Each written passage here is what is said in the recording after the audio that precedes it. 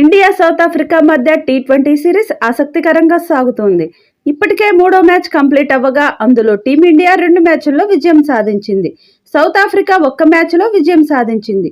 మూడో మ్యాచ్లో అద్భుత ప్రదర్శనతో విజయం అందుకున్న టీమిండియా అదే స్థాయిలో చివరి మ్యాచ్లో కూడా ఆడి విజయాన్ని అందుకొని సిరీస్ నెగ్గాలని చూస్తుంది.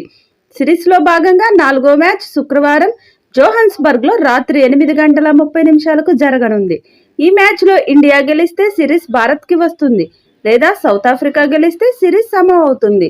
ఈ మ్యాచ్ రెండు జట్లకు చాలా కీలకం.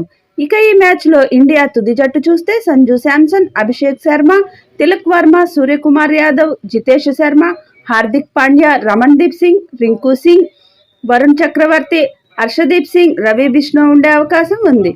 ఇక ఈ మ్యాచ్లో టాస్ గెలిస్తే టీమిండియా ముందుగా బ్యాటింగ్ చేసే అవకాశం ఉంది.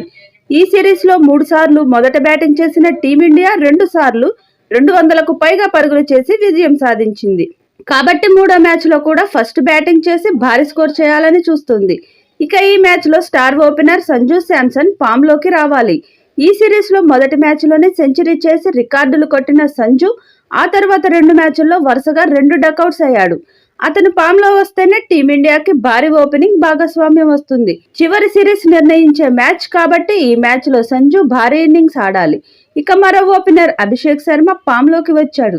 మూడో మ్యాచ్లో హాఫ్ సెంచరీతో తన సత్తా చాటుకున్నాడు. ఇదే జోరు 4వ మ్యాచ్లో కూడా చూపి పరుగులు సాధిస్తే టీమిండియాకి భారీ స్కోరు ఖాయం.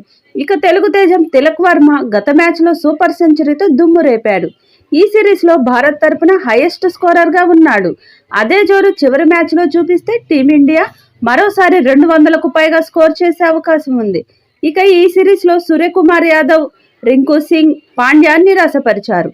కాబట్టి ఈ ముగ్గురు బ్యాటింగ్లో ఫామ్లోకి రావాలి. ఇక జితేష్, రమణ్దీప్ సింగ్ కూడా హిట్టింగ్ చేయగలడు.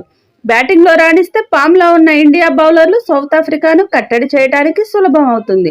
వరుణ్ చక్రవర్తి, రవి బిష్ణోయ్, హర్షదీప్ సింగ్ రాణిస్తున్నారు.